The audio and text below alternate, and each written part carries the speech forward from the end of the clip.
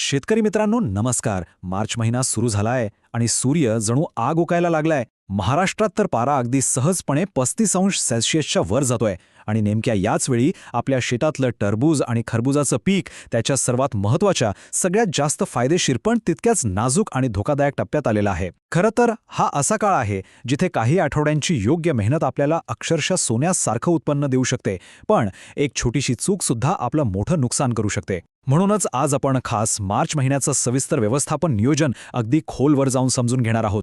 यात आपण फक्त काय करायचं हे नाही तर ते का आणि नेमका कसं करायचं यावर सविस्तर बोलणार आहोत. आपलं मुख्य लक्ष असेल अचूक सिंचन, फळाला गोडी, आकार आणि वजन देणारं खात व्यवस्थापन आणि उन्हाळ्यात त्रास देणाऱ्या किडींवर प्रभावी नियंत्रण कसं मिळवायचं यावर, जेणेकरून आपलं प्रत्येक फळ बाजारात जाताना जास्तीत जास्त वजन, चांगला टिकाऊपणा आणि अप्रतिम गोडी घेऊनच जाईल. बघा, हा फक्त थर्मामीटरवरचा एक आकडा नाहीये. 35°C ही एक धोक्याची पातळी आहे, एक धोक्याची घंटा आहे. या तापमानानंतर पिकांवर प्रचंड ताण, ज्याला आपण स्ट्रेस म्हणतो, तो यायला सुरुवात होते. ही वाढणारी उष्णता सध्या आपल्या समोरचं सगळ्यात मोठं आव्हान आहे. आता या वाढत्या तापमानामुळे होतं काय की पिकाच्या आतमध्ये आणि जमिनीमध्ये अनेक शारीरिक आणि रासायनिक बदल घडायला लागतात.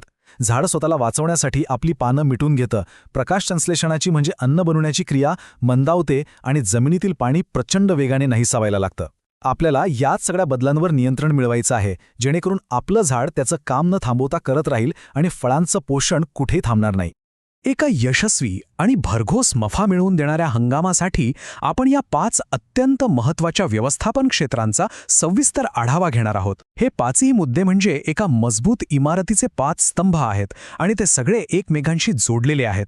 यातल्या एका जरी स्तंभाकडे आपलं दुर्लक्ष झालं तरी त्याचा थेट परिणाम आपल्या अंतिम उत्पन्नावर होतो. त्यामुळे आपण हे नीट समजून घेऊया की या प्रत्येक टप्प्यावर जर योग्य आणि शास्त्रीय काळजी घेतली तरच मार्चच्या या कडक उन्हाळ्यात सुद्धा आपण विक्रमी उत्पादन घेऊ शकतो.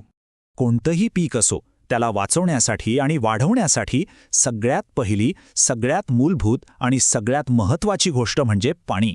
आणि टरबूज, खरबूज या फळांमध्ये तर 90% जास्त पाणीच असतं. त्यामुळे आपलं पहिलं आणि सर्वात महत्त्वाचं पाऊल आहे योग्य आणि धोरणात्मक पाणी व्यवस्थापन. कारण या प्रचंड उष्णतेमध्ये पिकाला फक्त जिवंत ठेवणं आपलं ध्येय नाहीये, तर त्याची वाढ अविरतपणे सुरू ठेवणं गरजेचं आहे. आणि त्याचा पाया म्हणजे योग्य पाणी व्यवस्थापन. आता एक गोष्ट समजून घेऊया. मार्च महिन्यात पिकांना अचानक जास्त पाण्याची गरज का लागते? यामागचं शास्त्रीय कारण काय आहे? तर त्याला म्हणतात बाष्पोत्सर्जन किंवा इंग्रजीत इव्हॅपोट्रान्स्पिरेशन.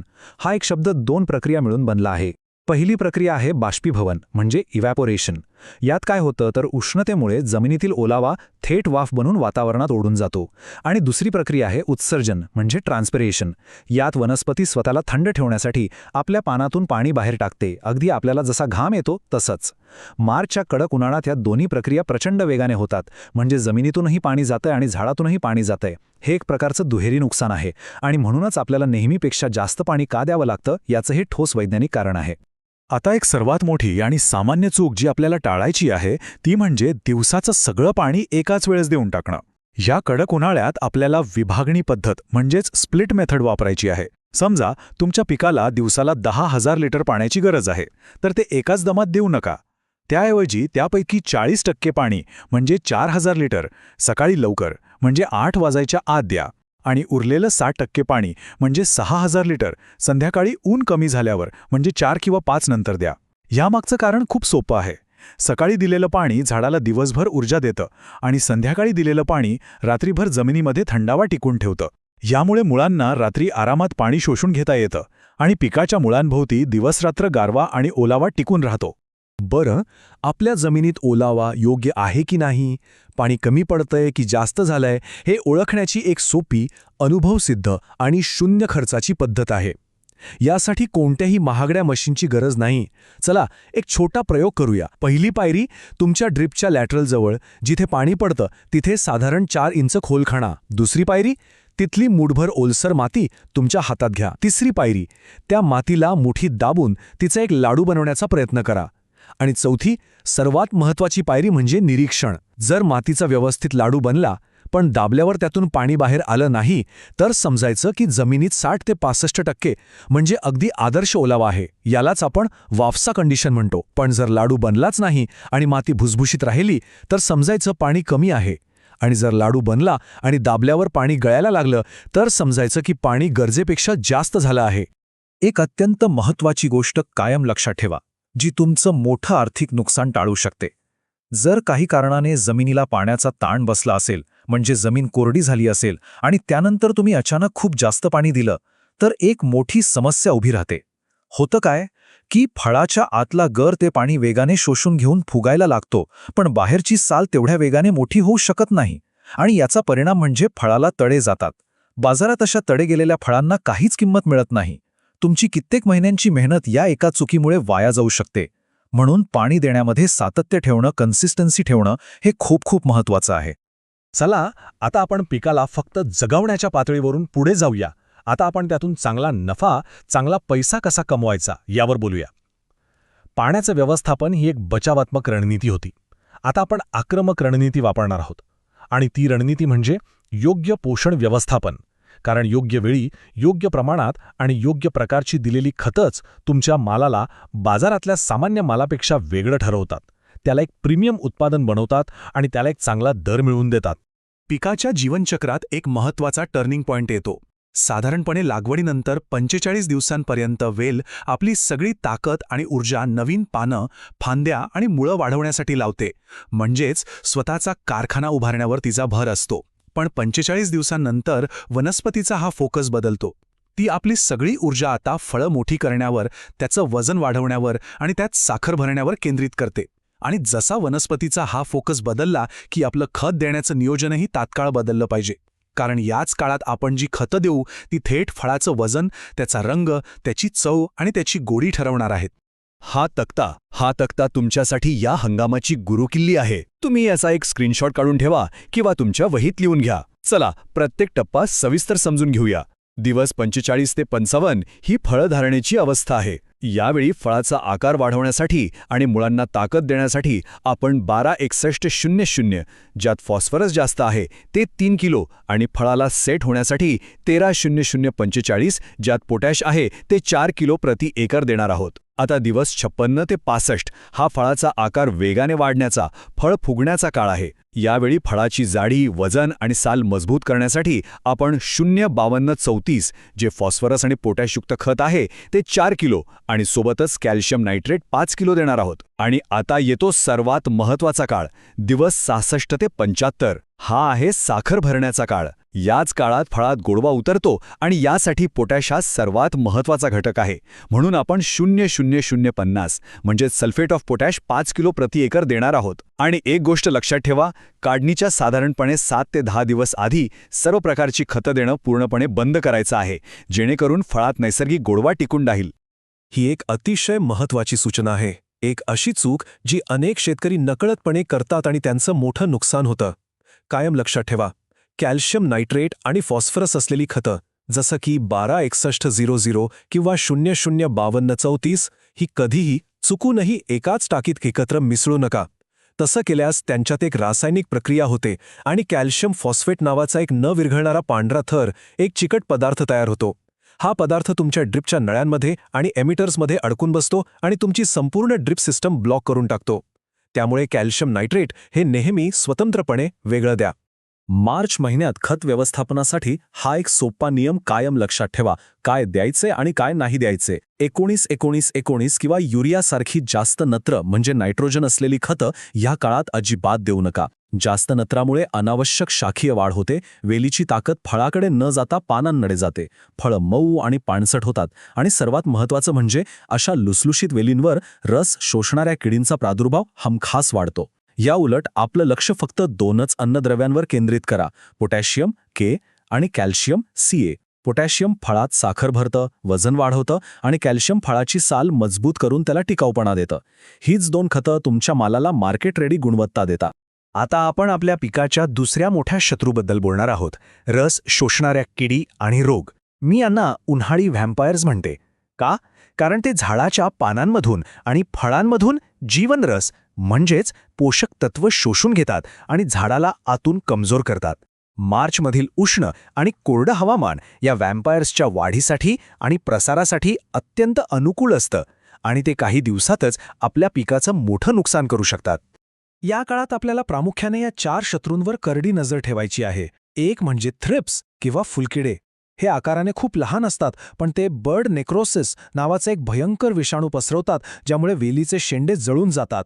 दुसरी आहे पांढरी माशी, जी पानांतील रस शोषून घेते आणि एक चिकट द्रव सोडते. तिसरी आणि खरबूज शेतकऱ्यांसाठी सर्वात मोठी डोकेदुखी म्हणजे फळमाशी, जी थेट फळावर हल्ला करून त्याला आतून सडवते. आणि चौथा शत्रू म्हणजे भुरीरोग, ज्यात पानांवर पांढरी पावडर किंवा राख जमा झालेली दिसते, ज्यामुळे झाडाची अन्न बनवण्याची प्रक्रियाच थांबून जाते. थ्रिप्स आणि पांढऱ्या माशीच्या नियंत्रणासाठी आणि त्यांच्यावर बारीक नजर ठेवण्यासाठी एक अत्यंत प्रभावी, सोपा आणि पर्यावरणपूरक उपाय आहे, तो म्हणजे चिकट सापळे. 1 एकर क्षेत्रासाठी किमान 25 निळे चिकट सापळे लावा. थ्रिप्स हे निळ्या रंगाकडे जास्त आकर्षित होतात आणि या सापळ्यांना चिकटून बसतात.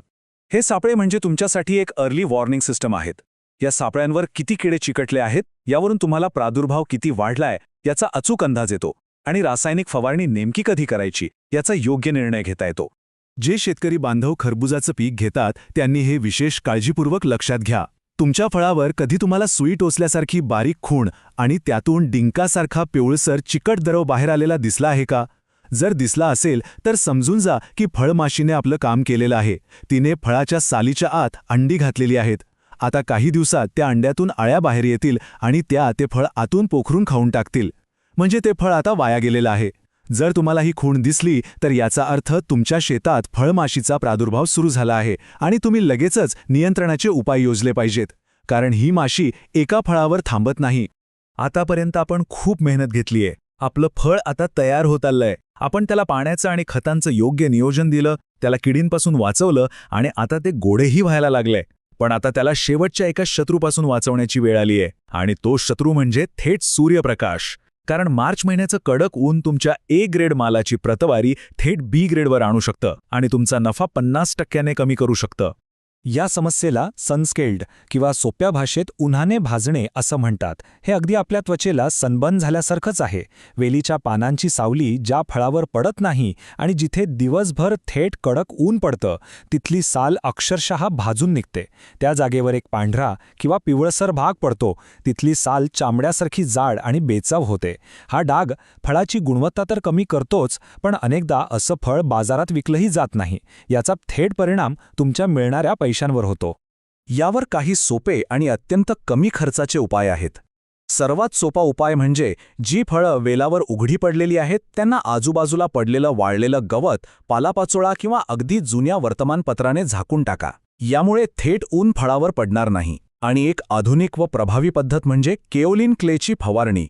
ही एक प्रकारची नैसर्गिक, पांढरी, बारीक पावडर स्वरूपातील माती असते. तिची पाण्यामध्ये मिसळून फवारणी केल्यावर फळावर एक पातळ पांढरा थर तयार होतो. हा थर एखाद्या सनस्क्रीन लोशनप्रमाणे काम करतो आणि सूर्याची घातक किरणं परावर्तित करतो, ज्यामुळे फळाचं तापमान वाढत नाही आणि ते सुरक्षित राहतं. आता आपण या संपूर्ण प्रवासाच्या शेवटच्या आणि सर्वात महत्त्वाच्या टप्प्यावर म्हणजे काढणीवर आलो आहोत. ही ती वेळ आहे जेव्हा तुमच्या महिन्यांची मेहनत तुमच्या हातात पैशाच्या रूपात येणार आहे. पण लक्षात ठेवा, घाई करणं किंवा उशीर करणं या दोन्ही गोष्टी इथे तुमचं नुकसान करू शकतात. अगदी योग्य वेळी काढणी करणं खूप गरजेचं आहे, जेणेकरून फळाला सर्वोत्तम चव मिळेल, बाजारात चांगला दर मिळेल आणि एक दर्जेदार माल देणारा शेतकरी म्हणून तुमची एक चांगली ओळख निर्माण होईल.